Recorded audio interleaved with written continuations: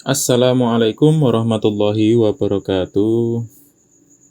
Alhamdulillah wa syukrulillah wa la hawla wa la quwata illa billah amma ba'du. Selamat pagi anak-anak. Bagaimana kabar kalian? Semoga kita semuanya dalam lindungan Allah Subhanahu wa taala. Alhamdulillah pada kesempatan pagi hari ini kita bisa bertemu kembali dalam materi Al-Quran dan Hadis untuk kelas 8. Sebelum kita mulai pembelajaran kita, mari kita berdoa terlebih dahulu. Semoga pembelajaran kita bisa bermanfaat. Al-Hadiniyah as-salihah al-Fatihah.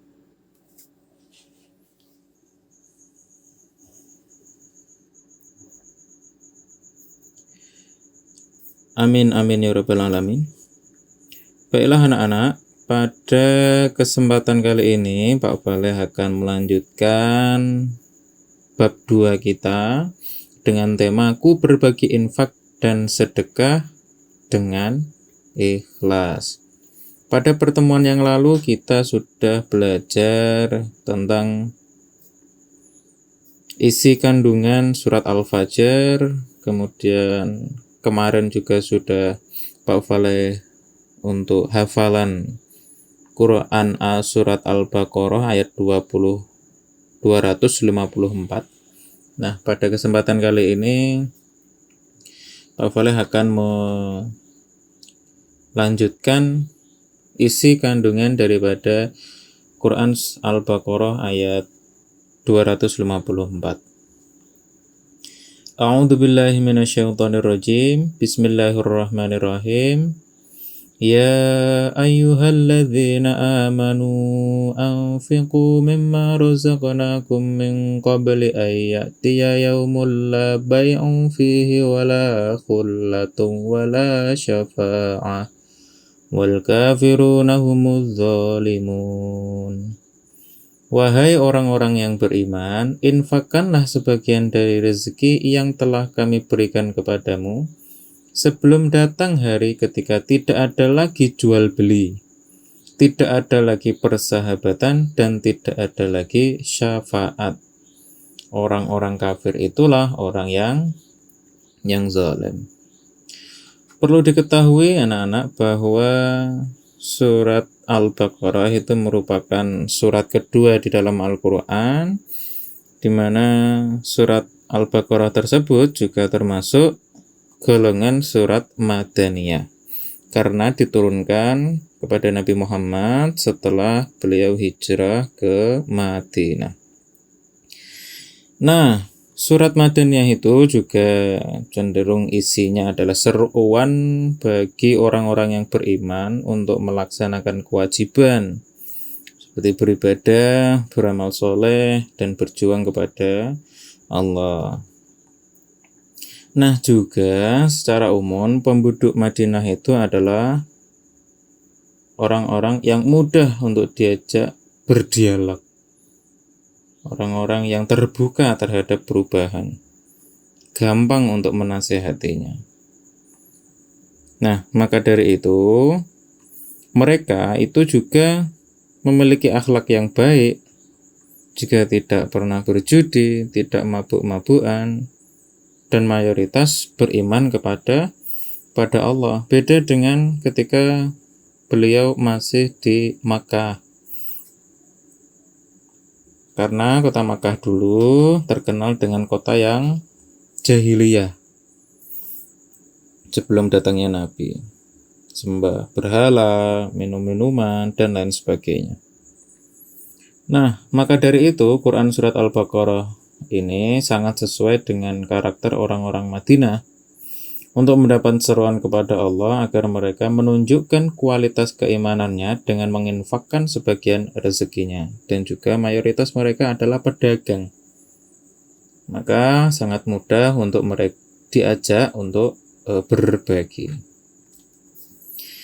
Nah, isi kandungan di dalam ayat tersebut adalah yang pertama, di dalam surat Al-Baqarah itu Allah Subhanahu wa taala menyeru orang-orang beriman agar menafkahkan hartanya baik sedekah yang wajib zakat maupun sedekah yang yang sunnah atau infak-infak yang lainnya. Jadi setiap pekerjaan, setiap berdagang di dalam Islam ada ketentuan-ketentuannya untuk mengeluarkan sebagian hasil daripada berjual beli tersebut. Kita pun juga seperti itu di sini. Entah itu petani, entah itu berdagang, semuanya ada ketentuan untuk mengeluarkan zakat. Dan juga mengeluarkan sebagian sedekah-sedekah yang sunnah, seperti menyantuni anak yatim, memberikan orang yang fakir miskin, memberikan sedekah kepada orang yang membutuhkan.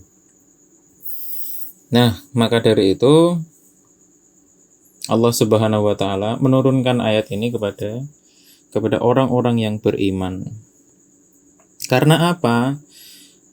Setelah seseorang meninggal dunia, maka seseorang tersebut tidak dapat menebus dirinya dengan harta apapun. Jadi ketika kita sudah meninggal, yang bisa kita bawa sampai meninggal adalah amal kita. Harta kita tidak bisa lagi untuk dijadikan penolong bagi kita. Hanya amal jariah, amal soleh kita yang dapat kita bawa sampai kita meninggal. Dan juga pada hari kiamat juga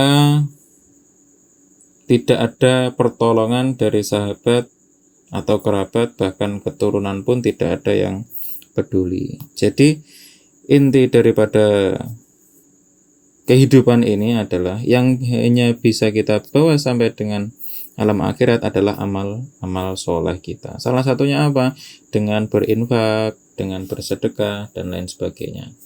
Harta yang kita tinggal selama kita hidup, maka tidak akan bisa lagi membantu kita. Nah, maka dari itu Allah juga menurunkan ayat فَإِذَا نُفِخَ فِي الصُّورِ فَلَا أَنْسَابَ بَيْنَهُمْ يَوْمَئِذٍ وَلَا يَتَسَاءَلُونَ. Yang artinya, apabila sangkakala ditiup, maka tidak ada lagi pertalian keluarga di antara mereka pada hari itu. Dan tidak ada pula mereka saling bertanya. Nah, kemudian di dalam surat Al-Baqarah ayat 261 juga Allah berfirman, A'udzu billahi minasyaitonir rajim. Bismillahirrahmanirrahim. Mathalul ladzina yunfiquna amwalahum fi sabilillahi kamathali habbatin ambatat sab'a sanabila fi kulli sumbulatin mi'atu habbah. Wallahu yudha'ifu liman yasha' wallahu wasi'un alim. Yang artinya, perumpamaan orang yang menginfakkan hartanya di jalan Allah seperti sebutir biji yang menumbuhkan 7 tangkai. Pada setiap tangkai ada 100 biji. Allah melipat gandakan bagi siapa yang Dia kehendaki dan Allah Maha Luas, Maha mengetahui. Nah, di dalam surat Al-Baqarah ini menjelaskan bagaimana ketentuan daripada sedekah yang kita berikan kepada seseorang. Misalkan ketika kita berinfak atau bersedekah satu, diibaratkan adalah sebutir biji. Nah, dari kita mau menginfakkan sesuatu itu, maka akan tumbuh 7 tangkai, akan tumbuh 7 kebaikan. Nah, setiap kebaikan itu juga akan tumbuh lagi 100 biji. Dan Allah melipat gandakan apa-apa yang kita berikan. Tetapi perlu diingat anak-anak bahwa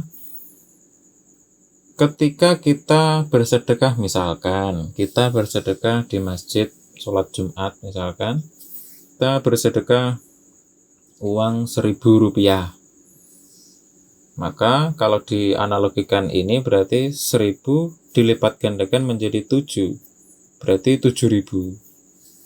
Nah, ketika 7.000 setiap tangkainya adalah 100 biji, maka akan kita mendapatkan 700, berarti 700.000. Nah, artinya kebaikan itu akan bertambah. Tetapi jangan sampai kita menuntut bahwa, loh, mana katanya kok kita berinfak 1 nanti dikali 7 terus dikali 100. Kalau infak 1000 dikali 7, 7000, 7 kali 100, 700.000. Mana kok nggak ada gantinya? Kalau kita percaya, kalau kita beriman, maka Allah akan menggantinya tidak harus sama dengan sejumlah uang yang kita berikan. Bisa jadi kita diberikan kesehatan yang mana apabila misalkan kita sakit, kita ke rumah sakit akan menghabiskan uang. Nah, kita diganti dengan kesehatan, ya sama saja. Sama saja artinya kebaikan yang kita berikan tadi diganti dengan kesehatan. Artinya kita tidak kehilangan harta benda atau uang yang harus jika kita sakit akan mengeluarkan uang tersebut.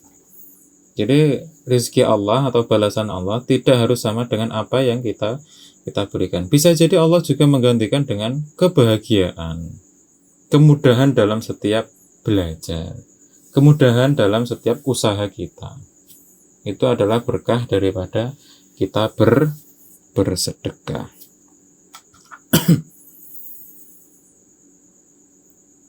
Dan Imam Ahmad juga meriwayatkan dari Abu Hurairah yang menceritakan Rasulullah bahwa Rasulullah bersabda, setiap amal perbuatan Adam, satu kebaikan dilipat gandakan 10 sampai 700 kali lipat, atau bahkan lebih sesuai kehendak Allah. Allah berfirman, kecuali puasa, karena ia untukku dan aku akan memberikan pahala atasnya. Ia meninggalkan makanan dan minuman karenaku. Dan orang yang berpuasa mempunyai 2 kebahagiaan. Kebahagiaan ketika berbuka dan kebahagiaan ketika bertemu dengan Rabb-Nya. Dan bau mulut orang yang berpuasa lebih wangi di sisi Allah daripada bau minyak kasturi. Puasa itu perisai. Puasa itu perisai. Perisai itu apa? Tameng, penjaga. Nah, jadi yang dilipat gandakan adalah kebaikan kecuali berpuasa. Karena puasa adalah amal ibadah yang hanya diketahui oleh manusia itu sendiri dan Allah Subhanahu wa Ta'ala.